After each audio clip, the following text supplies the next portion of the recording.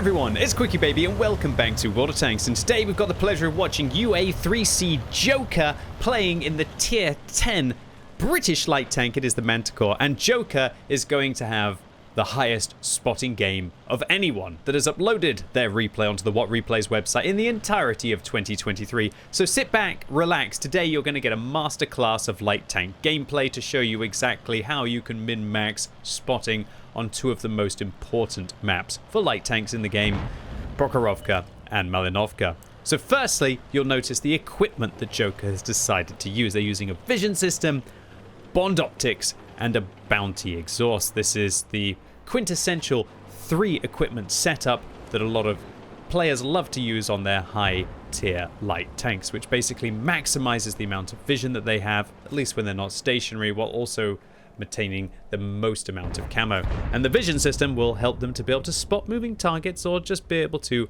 blitz through bushes and make the bushes as if they didn't really exist inside the game. Now, why is the Manticore arguably the best scout tank in the game? It's because it's got one of the highest camo ratings, and the only tank that has a higher camo rating at tier 10 will be the EBR 105.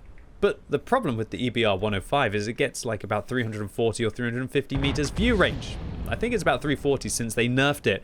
And so that vehicle, even with bond vent, bond optics, and maybe even using a directive, can barely get above the kind of like 450 meters spotting mark. Whereas the Manticore has absolutely no problems within that regard, with 400 meters base view range, and with a setup like this, and undoubtedly Joker's most likely using an incredible crew as well, this tank is going to have 500, 520 plus meters view range. And when you combine that with a vision system, and then all of the field mods of this tank, when you manage to get the final one that further reduces the concealment of tanks behind bushes, you can kind of get that concealment reduction up to about like 22% of vehicles in bushes.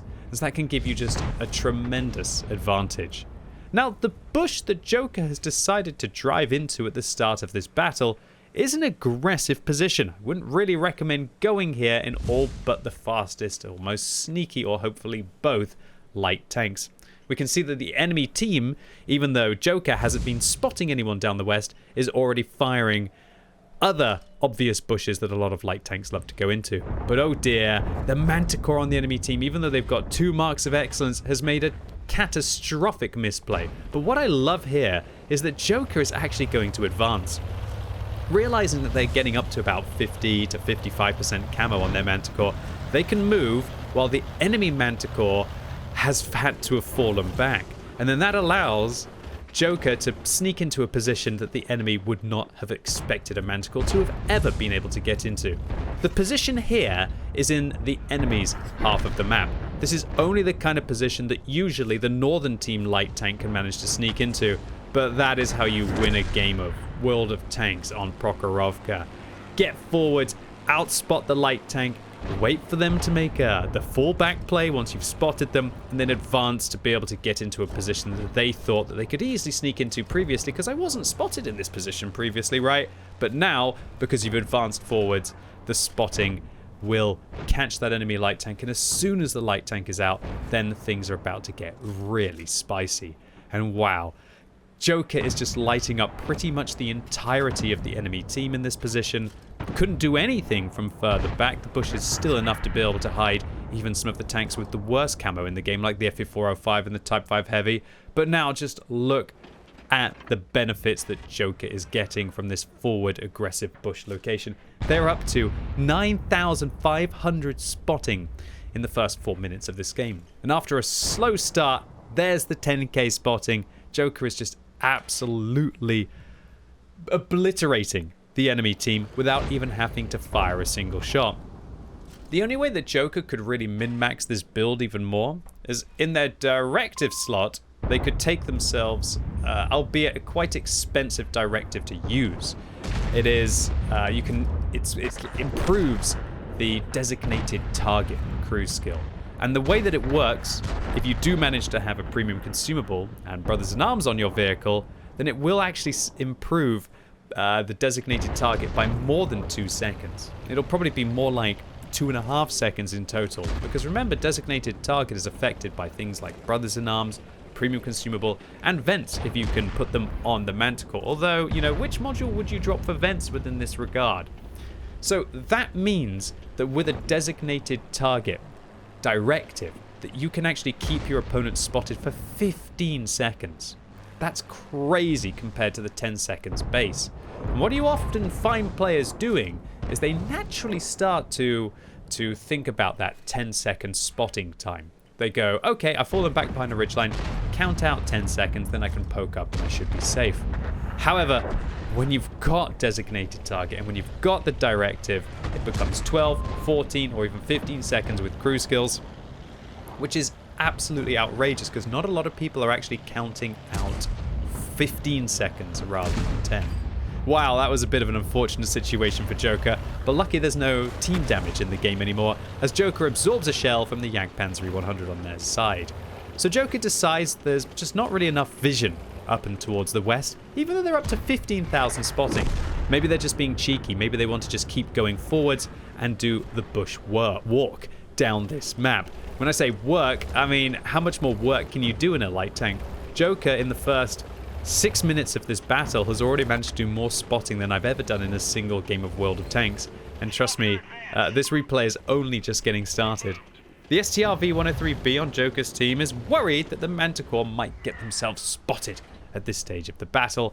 And so they've boldly told a player who has frankly been carrying their team to fall back. Always a little bit of an irony there when you have the players who are getting carried telling the player who is carrying what to do, right? Although maybe the STRV just had the Manticore's best interests in hearts with the fallback command. However, I think Joker knows exactly what their best interests are, and that is doing some beautiful reverse play down these bushes. So I guess they're facing away from the opponents. They can get away if they do manage to get spotted. But wow, look at that, catching out the FV405 at about 400 meters there, keeping this 907 lit up the whole time. The artillery doing work, and while unfortunately Kent in the FV4005 on Joker's team has been shut down, there are still some meaty tank destroyers that will be able to hopefully help out Joker.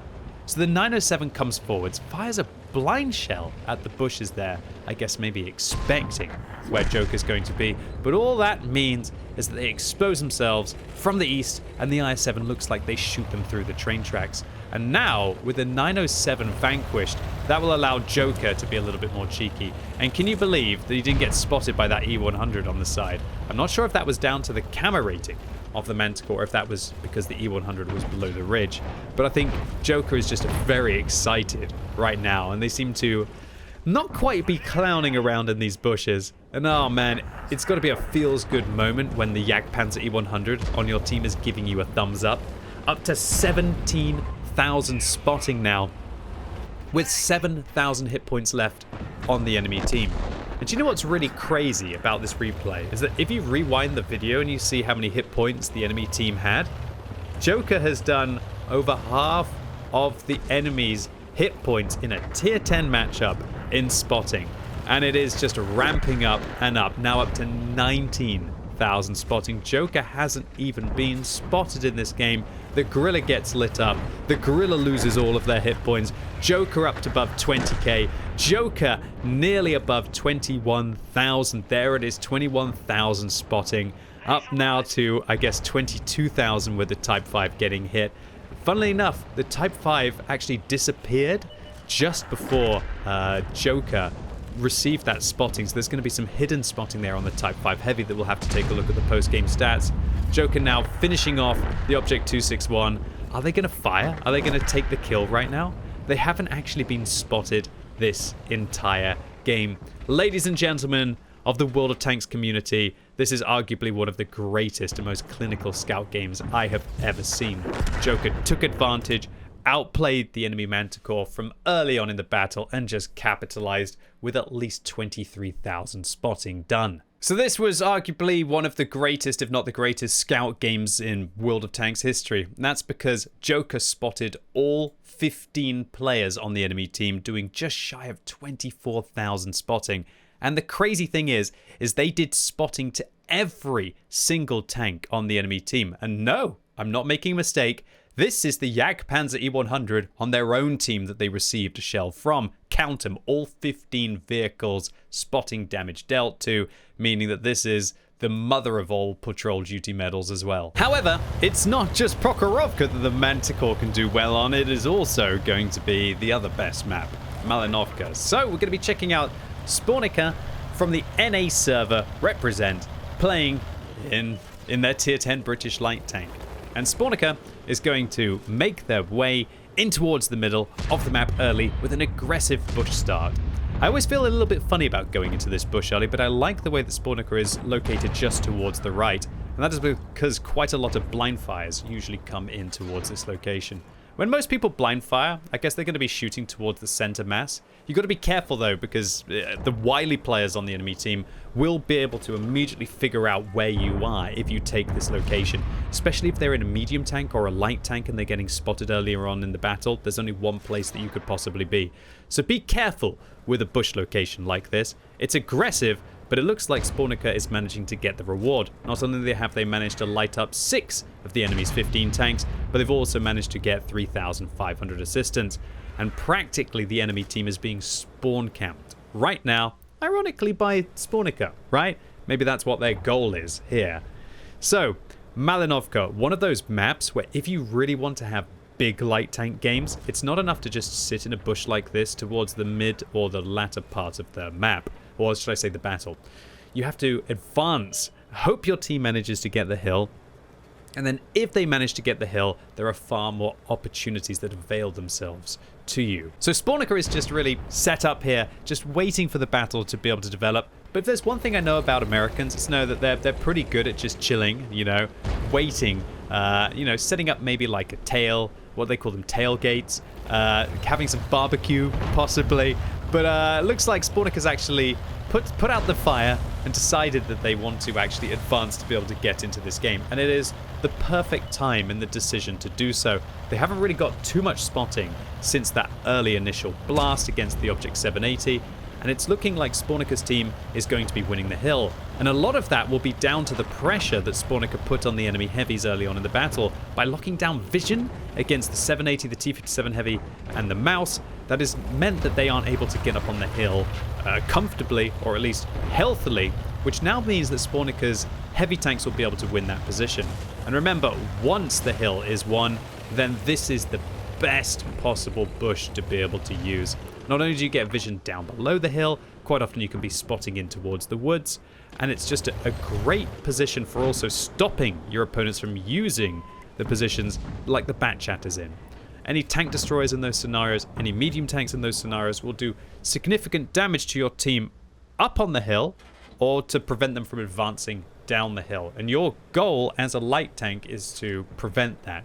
You want your team to win the hill, because after they've won the hill, then comes the real meat as a light tank, and that is spotting the woods and enabling your team to do some outrageous things. So Spawnica's already up to a very healthy game for the Manticore here, 6,600. But are they going to shoot this shot? Can they possibly resist the back of the AMX M454? You know, I probably couldn't have resisted that myself, and this is why I don't get any Raider medals in World of Tanks, right? And also sometimes when I think I lose a few too many hit points on my light tanks, I would have definitely taken the shot into the back of the AMX M4, but Spawnica's sitting in this position, they don't need to. They're still spotting the M4, their team shut them down, and Spawnica's able to spot not only the Jagdpanzer E100 getting the tier 10 German tank destroyer shut down, but also the T-57 Heavy.